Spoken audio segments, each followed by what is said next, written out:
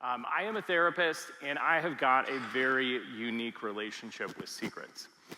First, as a child, I kept secrets about things that had happened to me, and then I grew up and I started to keep secrets about things I'd done, and then I became a therapist and I started to help people process through secrets. And you know, the interesting thing is my whole life I wanted to be a therapist. I literally journaled about it when I was 8 in my journal. And I tell people I think the reason for that is because I always dressed like a therapist. I wore corduroy pants and penny loafers, and so there weren't a lot of career options. And then when I found out that I could get paid to overthink and help people, I was like, I'm in. You had me at overthinking, I'm in. So I became a therapist because I wanted to help people. And what I've really grown into is helping people with messy stuff, helping people with trauma, and helping people when things are falling apart. And so I want to be really honest with you. As much as I love my job and I feel called to it, I wince a little bit when the phone rings. And I wince a little more when it's a leader or it's a name that I'd recognize. You know, the thing about being a therapist in my role is that no one ever calls me to celebrate. I'm sort of like the dentist of mental health, right? People call me and they don't really want to talk to me, but they feel like they need to. And so one day I received a call, and I'm in my office, and the phone is ringing, and I definitely recognize who's calling. And it's a friend, but it's someone that I know that lots of people would know, and this isn't altogether unusual. And so we talk for a couple of minutes, and this friend says to me, you know, a lot of people have said that I should speak with you.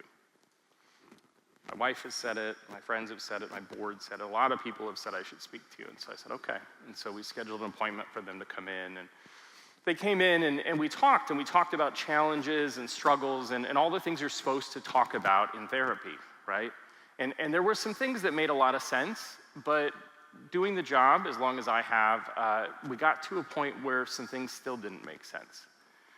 And so in this moment, I just felt compelled to ask a question. I just said, are we leaving something out? Is there a secret? And this person had that look. You know that look like when you were told not to do something as a kid and you did it anyway and got busted? You know that look where you have just like this moment where you have to decide in an instant like what you're gonna do with your life? Are you gonna say it? Are you gonna keep it? Are you gonna hide it? What are you gonna do? And my friend just said, you know, yeah, there is.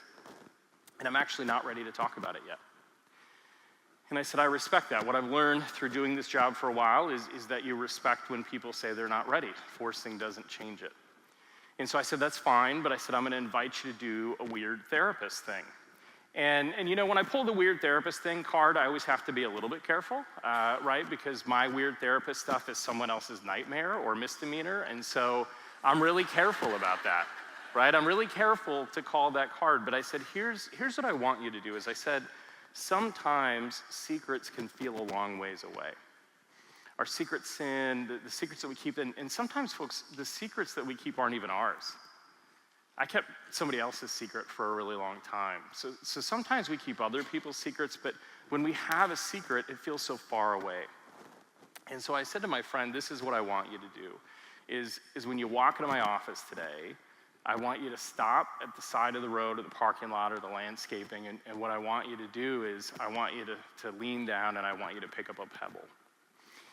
And the reason I want you to pick up the pebble is that pebble is your secret. And I want you to take the pebble home, and in the morning, I want you to take the pebble and I want you to pray to God about it. And I want you to ask God what God wants you to do with that.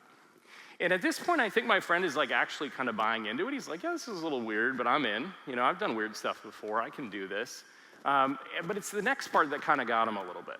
So the next part is, I said, well, that's great, but after you pray about it in the morning, what I want you to do is to put it in your shoe. Yeah, that's the part, right? And so the thing is he said what I would have said, which is, I have really nice shoes. And I said, you're so right. You have really nice shoes. You're not wrong about that. And he said, I'm just so worried it's gonna ruin them. And I said, you know, it probably will. It probably will. But I want you to walk with that pebble in your shoe, and then at the end of the day, when you get home, I want you to take it out and do the same thing. And then I just want you to see what comes up. And so whenever I do this with someone that I've just met with, there's always that feeling when they leave of, are they ever gonna come back, right? because I said the thing, and so will they come back? Will a shoe company sue me? What is about to happen? But a couple weeks later, I get a phone call from this person, and I answer the phone, and they just said very, very briefly, they just said, we need to talk. And so I said, okay. And so we scheduled a time to talk, and they came to my office, and they walked in my office, and I was sitting at my desk, and I think I was at that moment doing something really therapist-like. I was probably crying or journaling about my emotions or, doing something. And so I looked up from my desk, and my friend was there, and he just looked terrible, right? He just looked awful. And I think I was ready to make a joke, probably something that wouldn't land, but I was gonna, make some comment or, have you slept much or something like that. And I just went to talk, and my friend just went like this. And as he went like this, tears streamed down his face. They just kept coming. And he leaned down all the way. He reached into his shoe, and he pulled out the pebble. And he looked at me, and his hand was shaking, and he said, I'm ready. I'm ready. Now that day, you could have heard a pebble drop in my office. It changed everything for him, because what he realized in that moment is that he had been walking with a limp for a long time. He had walked most of his life with pebbles in his shoe, not only ones that he had put there, but that others had put there, and they had affected him deeply.